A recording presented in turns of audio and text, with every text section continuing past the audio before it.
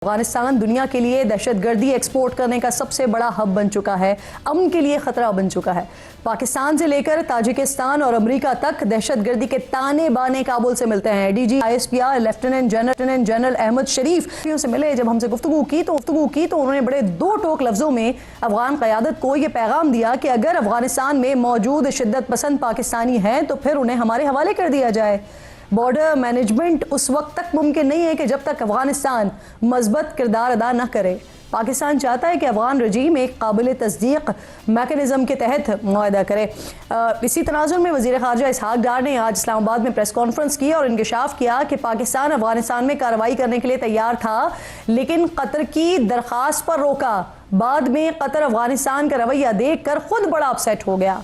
वो वक्त दूर नहीं है कि जब मुस्लिम और गैर मुस्लिम ममालिक मिलकर दहशतगर्दी के खात्मे के लिए मिलकर काम करें, तो क्या मुस्तक़बिल करीब में कोई ऐसा इत्तेहाद बनने जा रहा है जो अफगानिस्तान के अंदर एक्शन कर सकता है?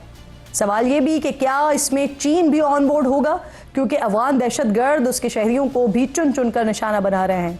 क्या अमेरिका अफगानिस्तान के साथ दोहा अमन मुआहदा ख़त्म कर सकता है, और रूसी सदर के भारत आने से पहले ही भारतीय क़यादत मायूसी का शिकार क्यों है?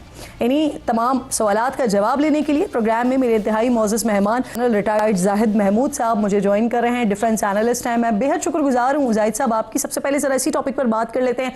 पाकिस्तान, ताजिकिस्तान, अमरीका, हर जगह या तो अफगान या फिर अफगान सरजमीन दहशतगर्दी में इस्तेमाल हो रही है, दुनिया के लिए ख़तरा बनते जा रहे हैं। अफगान रजीम जो है वो एक ग्रुप का उसके ऊपर कब्जा है जो दहशतगर्दी को सपोर्ट कर रहे हैं। तो सर, इसका हल क्या है फिर? अगर ये रजीम चेंज भी हो जाती है तो वो जो नॉन स्टेट एक्टर की बात करते हैं, ये खुद ही फिर वो नॉन स्टेट एक्टर होंगे? जाहिद साहब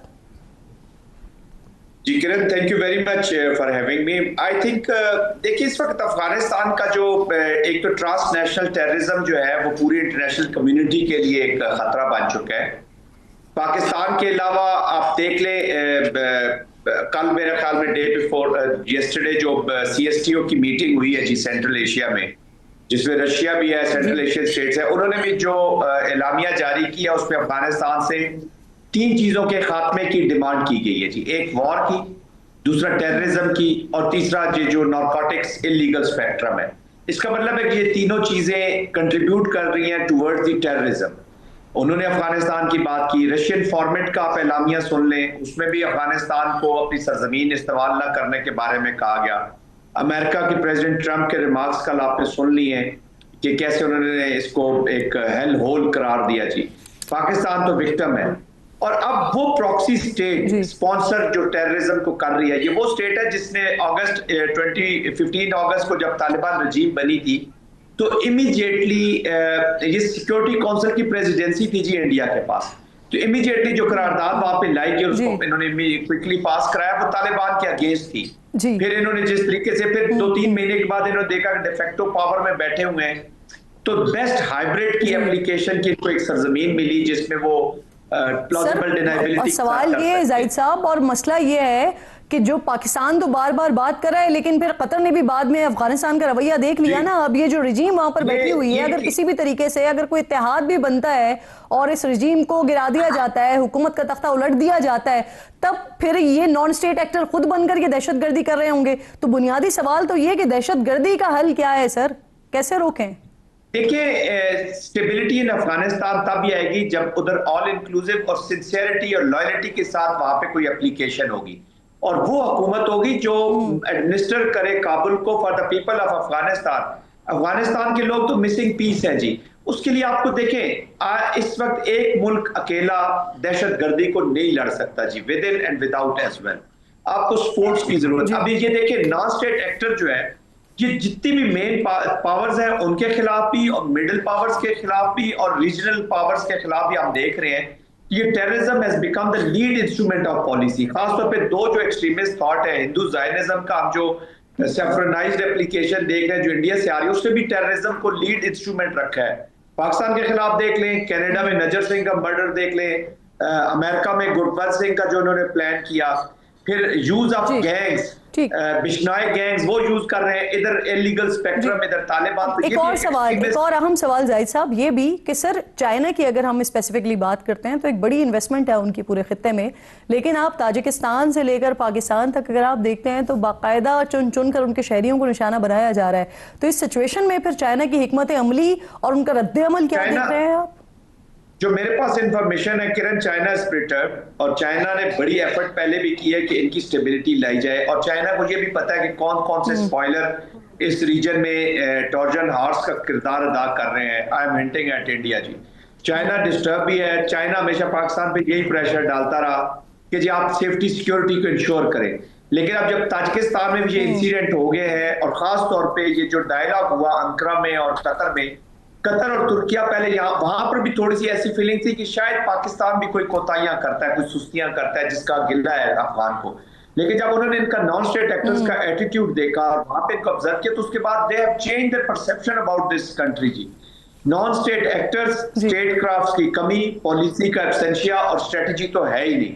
उनका एक ही पॉलिसी है कि इकोनॉमी जो है टेररिज्म की, उसी के साथ मिलकर रहना है। तो उसके लिए आपने जो पहले बात की थी कि हमने करना क्या, हमें देखिए रीजनल अलायंसेस में जाना है और इंटरनेशनल एप्लीकेशन को और बढ़ाना है। मैं इसी बात पर आना चाह रही थी कि कोई अलायंस ऐसा बन सकता है क्या मुस्लिम एंड गैर मुस्लिम कंट्रीज का मिलकर, जिसका आज इशारा भी दे दिया ख्वाजा इसहाक डार साहब ने। तो क्या कहते हैं आप कि ये इत्तेहाद बन सकता है, और अगर बन जाएगा तो ये किस तरह से काम करेगा?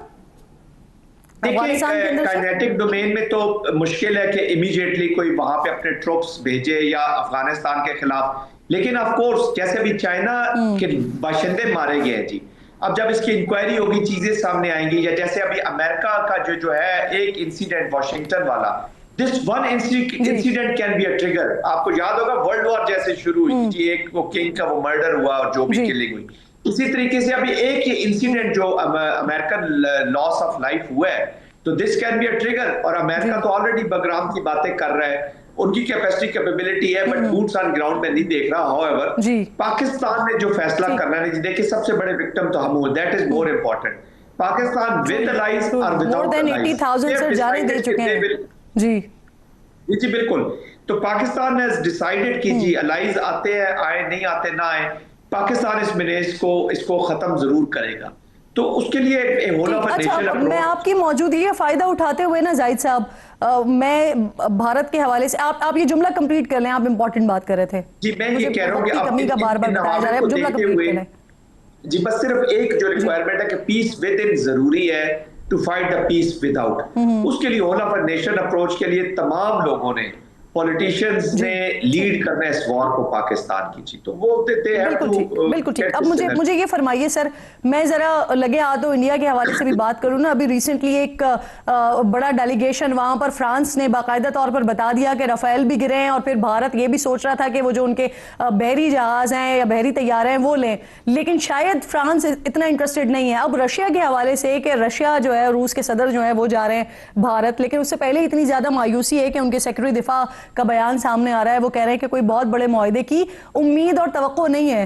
तो इतनी ज्यादा मायूसी की क्या वजह समझते हैं आप? No, they are just simply conveying strategic messaging कर रहे हैं वेस्ट और अमेरिका को कि जी हमसे जो गलती हो रही है बार बार। देखिए इंडिया के अंदर भी ऐसे स्ट्रेटेजिक माइंड्स हैं जो समझते हैं कि रशिया के तेल में भारत को, इंडिया को जलाने की कोई जरूरत नहीं है, आप निकले इन चीजों से और अमेरिका के साथ अपने तल्लुकात को ठीक करे, अपना ट्रेड ठीक करे। ये वेस्ट को अपनी कमीलियन अप्रोच तो इनकी है, बेवकूफ बनाने की एक और कोशिश करेंगे कि जी हम तो रशिया के साथ इतने वार्म अप नहीं है, बस आप कंफर्टेबल रहें, हमारा कोई इशू नहीं है। क्योंकि उसे पता है कि रशिया इस वक्त वेस्ट के निशाने पर है, पूरा यूरोप उनसे डिस्टर्ब है। अमेरिका ने तो क्लियर वार्निंग दे दी है कि अगर आप रशियन ऑयल खरीदते रहेंगे और रशिया को सपोर्ट करेंगे वॉर अगेंस्ट यूक्रेन जो इंडिया खुल के कर रहा है, तो फिर हम आपके खिलाफ भी एक्शन लेंगे। तो ये अपीसमेंट है, ये कमीलियन जो इनकी पॉलिसी है ना किरण, ये अब it is no more a tactics, ये इनका कैरेक्टर है जो पूरी दुनिया समझ रही है। ये बस जेस्चरिंग पोस्टरिंग कर रहे हैं, but there are thinking in there is a thinking inside India कि आप रशिया के इस जो ऑयल हम ले रहे हैं हमें निकल जाना चाहिए, और अमेरिका की तरफ हमें अपना दोस्ती का हाथ फिर बेहतर तरीके से बढ़ाना चाहिए।